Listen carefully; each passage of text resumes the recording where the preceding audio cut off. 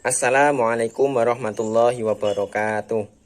Selamat pagi adik-adik, bagaimana kabar kalian pada pagi hari ini? Sehat bukan? Alhamdulillah. Pada pembelajaran kali ini, kalian akan ditemani oleh Kak Fuad, kakak semester 5 di Universitas Negeri Semarang. Nah, sebelum kita memulai pembelajaran pada pagi hari ini, alangkah baiknya kita berdoa terlebih dahulu, di mana semoga dimudahkan dalam mempelajari ilmu dan ilmu yang kita pelajari pada pagi hari ini bermanfaat di kemudian hari. Berdoa di dalam hati, mulai. Berdoa selesai. Nah, sebelum masuk ke pembelajaran, kakak ada pertanyaan nih. Pertanyaan yang pertama, apakah hubungan antara virus dengan mikroskop? Kemudian pertanyaan yang kedua, apakah virus dapat berkembang biak? Jika iya, di mana dan bagaimana caranya? Kemudian pertanyaan yang ketiga, mengapa virus dapat menyebabkan banyak penyakit? Jangan lupa dijawab ya. Nah, dari pertanyaan kakak tadi, kalian pasti tahu kita akan mempelajari tentang virus. Nah, diharapkan setelah kalian mempelajari bab virus, siswa dapat menjelaskan sejarah virus. Kemudian yang kedua, siswa dapat mendeskripsikan ciri-ciri virus dan cara replikasi virus. Kemudian yang ketiga, siswa dapat menjelaskan peran virus bagi kehidupan. Agar kalian fokus, amati tulisan kakak dan jangan lupa dicatat ya. Selamat belajar. Sejarah penemuan virus. Penyelidikan tentang objek-objek berukuran sangat kecil dimulai sejak ditemukannya mikroskop oleh seorang berkebangsaan Belanda bernama Anthony van Leeuwenhoek rentang tahun 1632 sampai 1723. Mikroskop pertama mampu melihat perbesaran objek hingga 150 kali ukuran asli. Dengan teknik dan susunan lensa yang disempurnakan, mikroskop cahaya mampu melihat objek hingga perbesaran 1000 kali ukuran asli. Kini, dengan mikroskop elektron yang mempunyai perbesaran lebih dari 10.000 kali ukuran asli, kita dapat melihat objek mikroskopis dengan lebih detail. Perkembangan mikroskop ini mendorong berbagai penemuan di bidang biologi, seperti penemuan sel, bakteri, dan partikel mikroskopis yang akan kita pelajari berikut, yaitu virus. Penemuan virus, mendengar kata virus, pasti yang terlintas dalam otak kalian, dalam pikiran kalian adalah corona. Selain corona, kalian tahu tidak sejarah penemuan virus?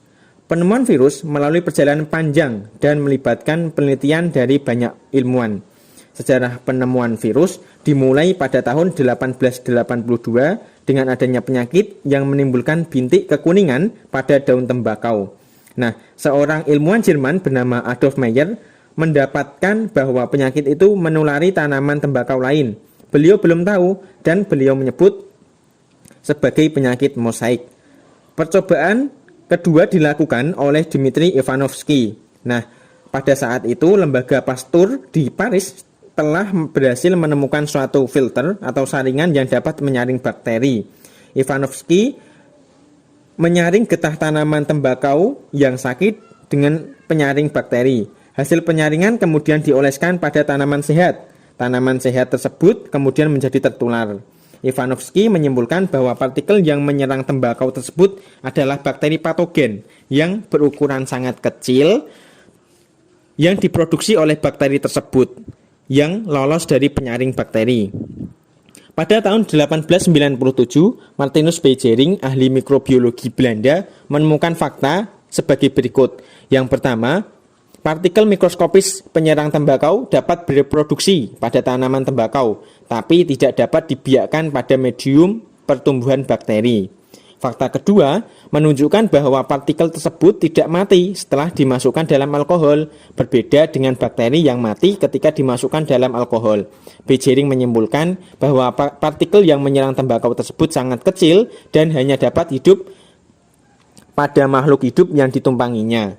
Akan tetapi, Beijering belum berhasil menemukan struktur dan jenis partikel itu. Kemudian penelitian dilanjutkan tahun 1935. Seorang ilmuwan Amerika bernama Wendell Stanley. Nah, beliau berhasil mengkristalkan partikel yang menyerang tanaman tembakau tersebut. partikel mikroskopis tersebut kemudian didiamkan, dinamakan TMV atau tobacco mosaic virus atau virus mosaik tembakau. Sejak itu penelitian tentang virus terus berkembang. Cabang biologi yang mempelajari virus adalah virologi. Ciri-ciri virus. Dibandingkan dengan makhluk hidup, virus mempunyai ciri tersendiri. Salah satu ciri virus mirip dengan organisme parasit obligat, yaitu hanya dapat berkembang biak dalam sel hidup. Nah, seperti yang disimpulkan oleh Martinus B. Jering, masih ingat?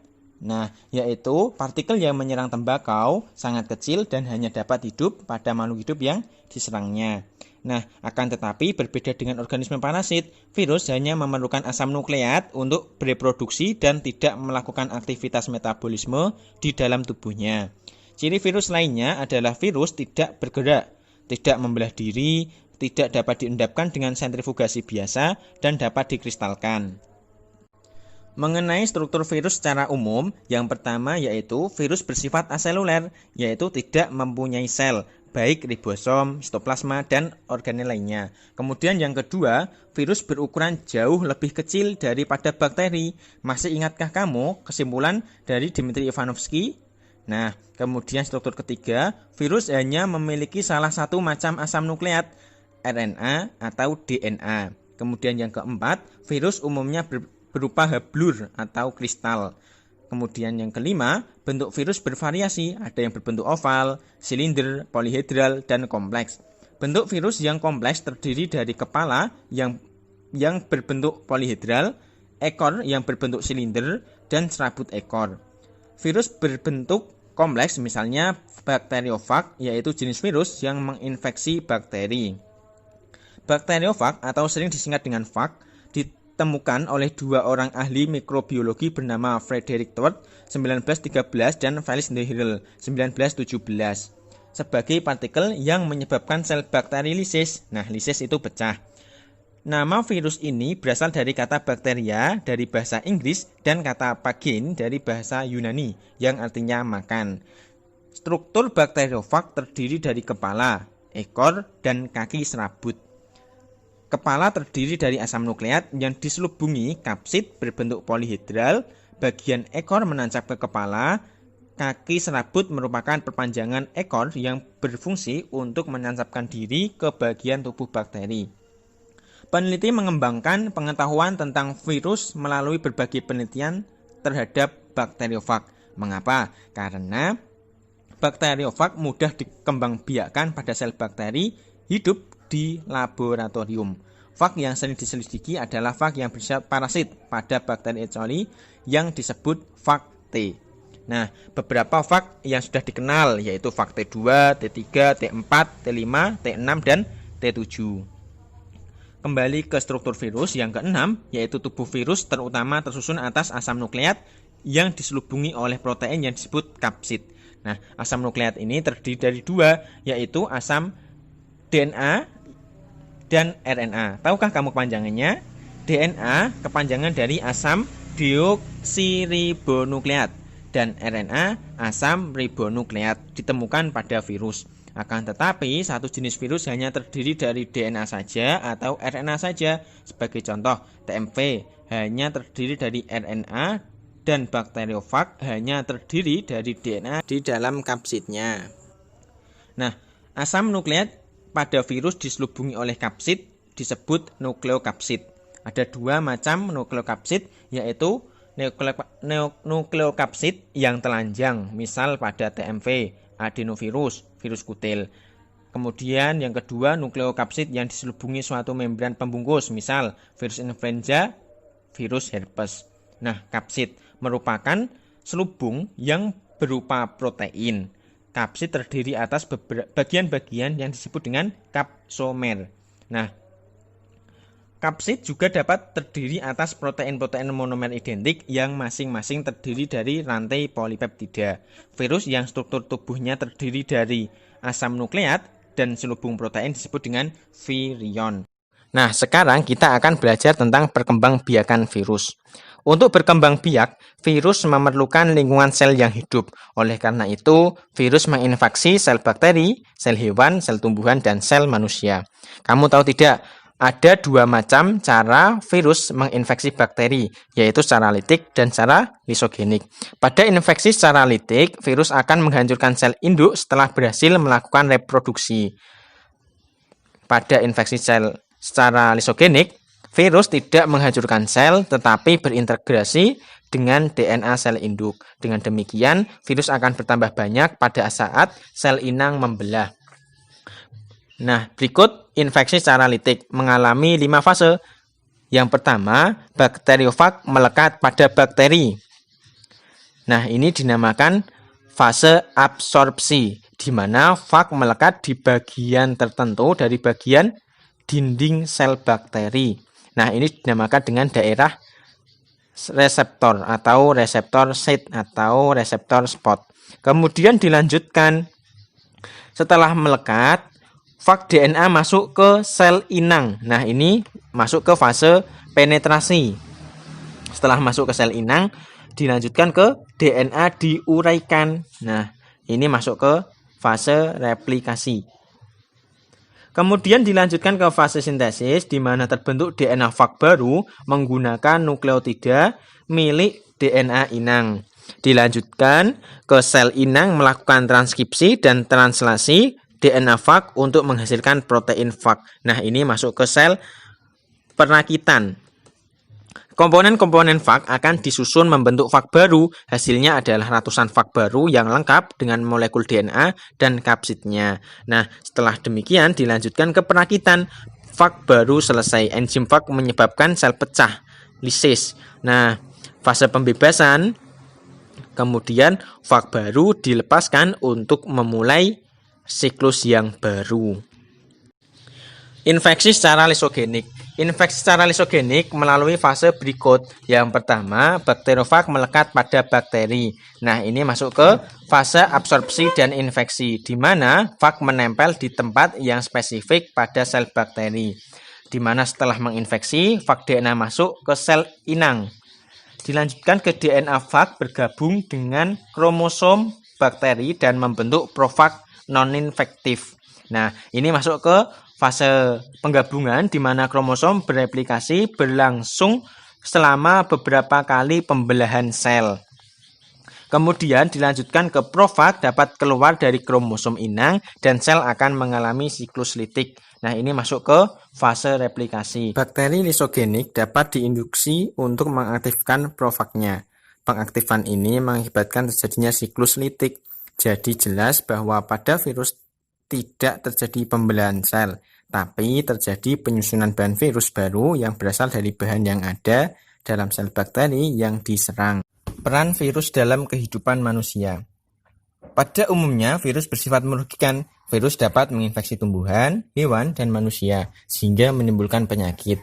Nah, yang pertama kita bahas penyakit pada tumbuhan yang disebabkan oleh virus. Gejala penyakit tumbuhan yang disebabkan oleh virus antara lain, ukuran tanaman menjadi lebih kurus dan kerdil, tumbuhan bintik atau bercak pada daun, bunga atau buah, dan hasil panen berkurang. Nah, beberapa penyakit tumbuhan yang disebabkan oleh virus yaitu mosaik. Mosaik merupakan penyakit yang menyebabkan bercak kuning pada daun tumbuhan tembakau, kacang, kedelai, tomat, kentang, dan beberapa jenis labu. Nah, disebabkan oleh tobacco mosaic virus atau TMV. Nah, penyakit kuning pada cabai dan tomat yang disebabkan oleh bogumovirus atau bean golden mosaic virus. Nah, kamu pernah melihat nggak tumbuhan di sekitar kamu yang daunnya menggulung? Nah, itu merupakan gejala dari virus yang terjadi pada tembakau, kapas, lobak yang diserang oleh turnip yellow mosaic virus atau TYMV. Nah, virus ini tidak dapat disembuhkan. Oleh karena itu, kalau ada gejala harus segera dibakar agar penyakit tidak menular. Penyakit pada manusia yang disebabkan oleh virus. Yang pertama adalah COVID-19. Kita tahu bahwa sekarang dunia sedang dilanda pandemi COVID-19 yang disebabkan oleh virus corona. Nah, di mana virus baru ini ditemukan di Wuhan, Cina pada bulan Desember tahun 2019. Nah, penyebab dari COVID-19 ini dapat ditularkan melalui kontak dengan tetesan kecil, droplet dari saluran pernafasan. Mengenai vaksin, sudah pada tahap uji coba. Kemudian yang kedua adalah penyakit cacar air dan herpes zoster. Cacar air dan herpes zoster disebabkan oleh virus yang sama, yaitu varicella zoster virus atau VZV. Nah, virus ini dapat langsung menyebabkan penyakit atau dapat menetap selama beberapa tahun, baru kemudian menimbulkan penyakit. Penyakit cacar air dan herpes zoster dapat menular melalui udara jika udara mengandung partikel virus yang berasal dari penderita yang batuk atau bersin. Pencegahan penyakit ini dilakukan dengan pemberian vaksin VZV untuk mendorong pembentukan kekebalan tubuh. Penyakit pada hewan yang disebabkan oleh virus. Yang pertama, polioma, penyebab tumor pada hewan. Kemudian retrovirus, misalnya HIV, dan avian influenza A H5N1, penyebab penyakit flu burung yang menyerang unggas dan mamalia. Nah, itu tadi beberapa penyakit yang disebabkan oleh virus. Selain sifat virus yang merugikan, virus dapat dimanfaatkan untuk membuat vaksin yang mencegah penyakit. Pada awalnya, vaksin dibuat secara konvensional. Sejarah mencatat berbagai penemuan vaksin yang mencegah berbagai penyakit pandemik. Edward Jenner tentang tahun 1749 sampai 1823 merupakan seorang dokter dari Inggris yang menemukan vaksin untuk menyembuhkan penyakit cacar. Ia adalah tokoh yang meletakkan dasar bagi imunologi atau ilmu yang mempelajari tentang kekebalan tubuh. Cacar merupakan penyebab kematian terbesar di abad 18. Jenner mengamati bahwa di antara pasiennya yang sebelumnya terkena cacar ringan dari hewan ternak memiliki kekebalan yang lebih baik. Tahun 1796, ia memaparkan virus cacar ringan kepada seorang anak. Ketika anak itu dipaparkan virus cacar yang menyerang manusia, anak itu tidak tertular. Ia menerbitkan hasil penemuannya itu dan menjadi terkenal sebagai penemu vaksinasi. Ia juga yang memperkenalkan istilah virus. Berkembangnya teknologi vaksin telah dibuat, yaitu salah satunya untuk mengatasi penyakit poliomyelitis, gondong, cacar air, rubella, dan rabies. Demikian pembelajaran pada pagi hari ini tentang sejarah virus, ciri dan replikasi virus, serta peran virus bagi kehidupan yang telah kita pelajari bersama. Semoga dapat kalian pahami dan dapat kalian terapkan dalam kehidupan sehari-hari, sehingga membantu pemahaman kalian dalam memahami pembelajaran selanjutnya. Dari kakak, apabila ada salah kata mohon dimaafkan. Akhirnya, wallahul muwaffiq ila aqwamit thoriq. Wassalamualaikum warahmatullahi wabarakatuh.